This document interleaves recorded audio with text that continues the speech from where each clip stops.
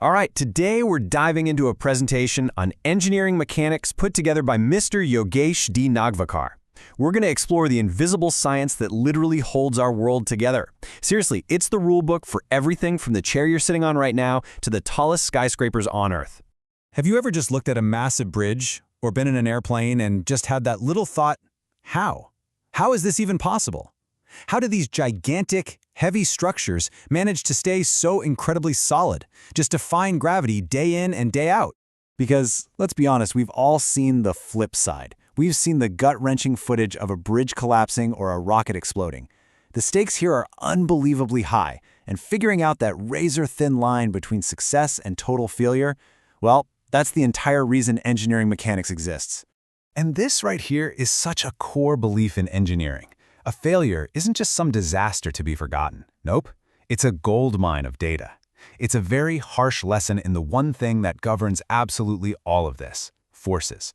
Understanding why something broke is the critical first step to making sure the next one never does. And that's really the secret, isn't it? It's not magic holding that airplane together. It's a science that can actually predict how things will behave when they get pushed, or pulled, or twisted, or when they're just sitting perfectly still. It's literally the language of our physical world. So, it all starts with the big, broad science of mechanics. Think of this as the fundamental physics, the universal set of laws that tells us if an object is going to stay put or start moving when some kind of force acts on it.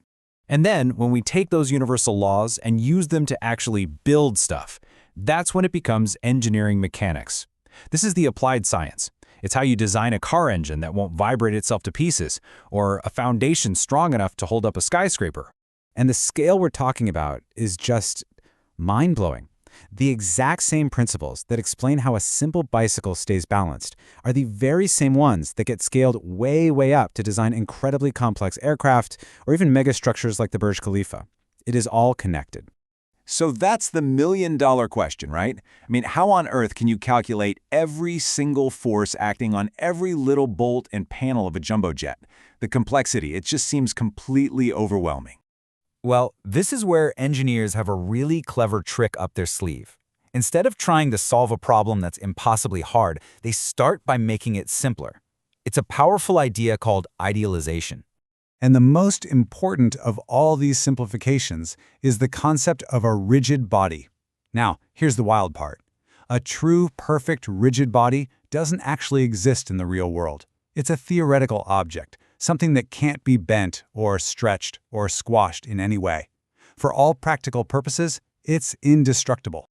See, in reality, every single object, I'm talking even a solid block of steel, it deforms, it bends just a tiny, tiny bit when you put a load on it.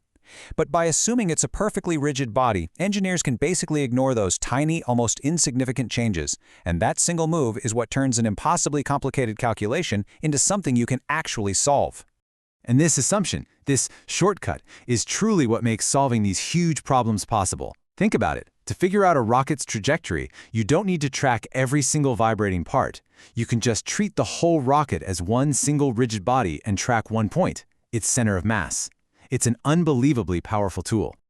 Okay, so once we accept this rigid body simplification, the world of mechanics just neatly splits into two major fields. And they cover the only two states an object can really be in, right? It's either staying still or it's moving. On one side, we have statics. This is all about objects at rest, where all the forces are perfectly balanced out. A bridge is a perfect example. Gravity is pulling it down, but its huge pillars are pushing it up with the exact same force. It's in equilibrium. Then on the other side, you've got dynamics. This is the exciting world of objects in motion, where the forces are unbalanced, and that's what causes things to accelerate. Just like when you push on your bike pedals, you create an unbalanced force that shoots you forward. So, when you put all of these ideas together, forces, the rigid body simplification, statics, and dynamics, what do you really get? Well, it's more than just a subject in a textbook. You get a completely new lens, a new way to see the world around you. So let's just tie this all together real quick. The foundation of everything is mechanics, those basic rules of the universe. Engineering mechanics is how we apply those rules to build the world we live in. To pull that off, we use a key simplification, the rigid body, which makes crazy complex problems solvable. And every single one of those problems falls into one of two buckets: statics for things staying put, and dynamics for things on the move. So really, every time you cross a street or ride in a car or even just sit inside a building, you are trusting your life to these exact principles. Engineering mechanics. It's the silent, invisible foundation that is literally supporting our entire modern civilization. And that brings us to one last question for you.